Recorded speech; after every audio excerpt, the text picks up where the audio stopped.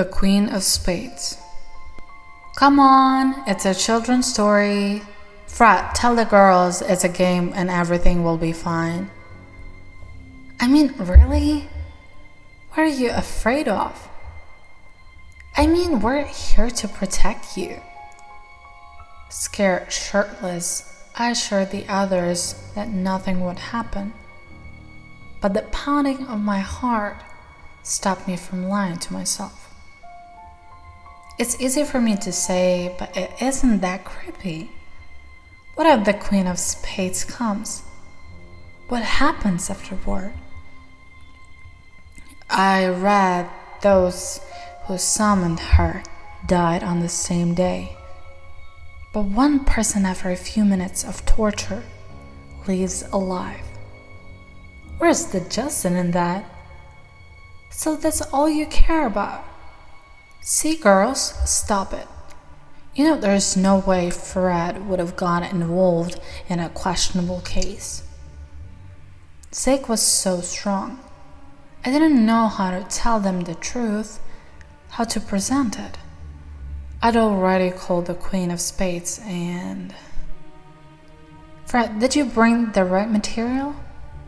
Yes, of course I did. Right, let's get started. What are you standing there for? Come on, it's just a game. We've got a small mirror, red lipstick, a wax candle, and a new pack of cards. It was midnight. I sat down in the front of the mirror and began to draw a staircase of 30 steps on it. On top, I drew a door with a handle. I turned off the light and I lit a candle. The boys watched me in silence. I laid out the pack of cards in front of me and left the Queen of Spades on top. Now we should all look in the mirror together and say 3 times, Queen of Spades appear.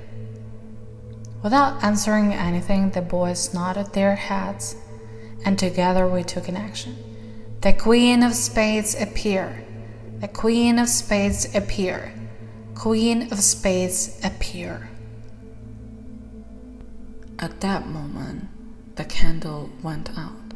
Girls, be quiet. It's just the wind. There's an open window in my room. Fred, turn on the light. But it doesn't light up. The bulb must have burned out. Light the candle again. I knew what was about to happen. I knew every further step. What is it again? There, look! A dark shadow was climbing up the painted steps on the mirror from below. What do we do? Fred would need to erase the door. But I stood silent and only watched what was happening. Trying to hide a smile, I said, I already summoned the Queen of Spades one, and we made a pact. In exchange for my life, every month I will encourage a few people to summon her again.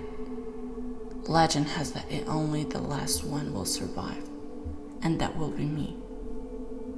Looking at my friends' faces full of horror and surprise, I laughed my best. I'm kidding. Don't worry, you should see yourself.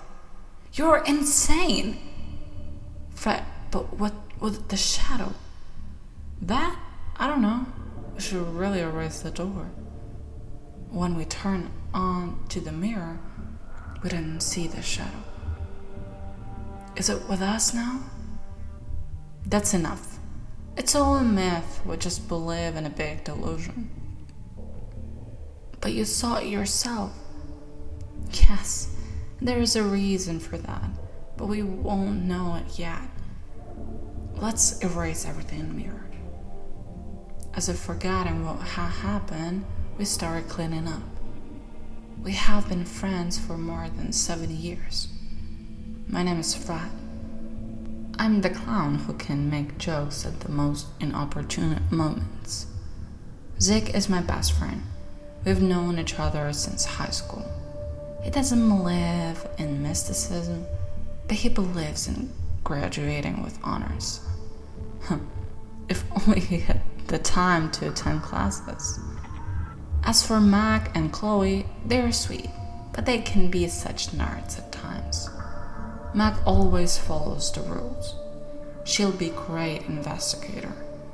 Chloe, on the other hand, is a big movie buff who believes everything she hears.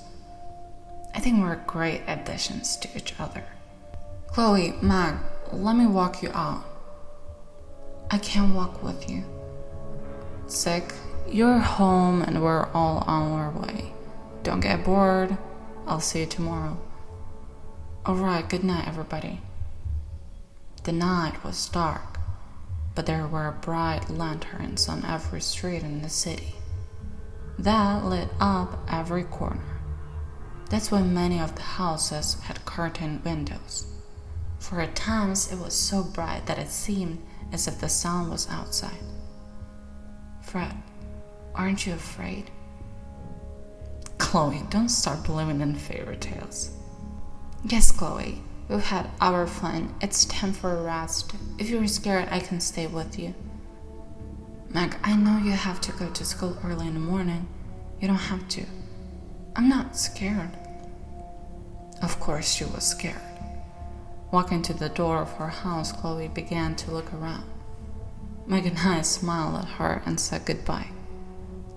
You do realize your joke was inappropriate again, don't you? I'm sorry. I know I'd frightened everyone, but we made a lot of jokes about it afterward. Meg didn't live far from Chloe, so after 5 minutes we said goodbye. I, on the other hand, had to walk to the end of the street.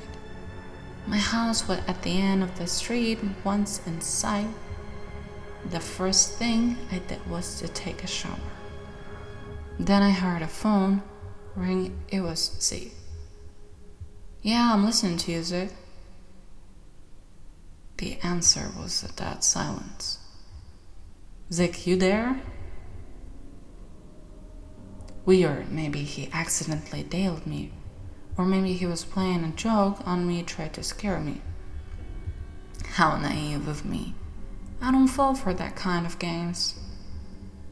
I made myself some cheese popcorn and turned on the documentary. I had a rather interesting plot. The journalists talk about the positives and negatives of their work, and also show funny moments that they attributed to failures. I got another call. It was Chloe.